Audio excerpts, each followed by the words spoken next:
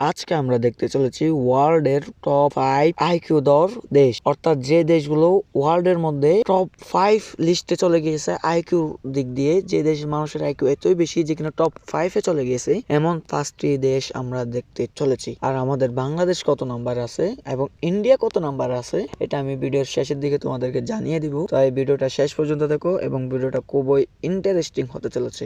তো নাম্বার 5 এ আছে চায়না।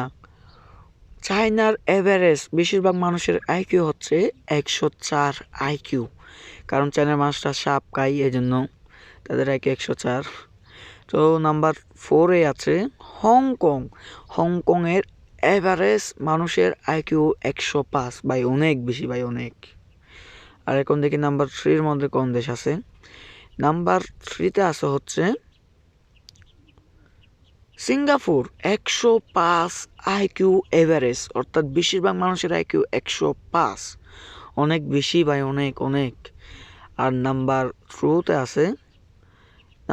আছে তাইওয়ান। ও ভাই 106 এভারেস্ট মানুষের আইকিউ, অর্থাৎ অধিকাংশ মানুষের আইকিউ 106। আর নাম্বার 1-এ কে আছে তুমি কমেন্ট বক্সে লিখে দাও। নাম্বার 1-এ আছে হচ্ছে জাপান, 106 প্লাস। ও ভাই জাপান নাম্বার 1-এ, ভাই ওয়ার্ল্ডের নাম্বার 1-এ জাপান। এবার দেখবো হচ্ছে বাংলাদেশ এবং ইন্ডিয়ার আইকিউ। কি মনে হয় কার আইকিউ বেশি হবে, বাংলাদেশের নাকি ইন্ডিয়ার? চলো দেখা যাক। বাংলাদেশ 148 নাম্বারের স্থানে আছে 74 আইকিউ নিয়ে, আর ইন্ডিয়া আছে হচ্ছে 141 স্থানে 76 আইকিউ নিয়ে। মানে বাংলাদেশ এবং ইন্ডিয়া দুটাই সমান, একটু বেশ কম আছে।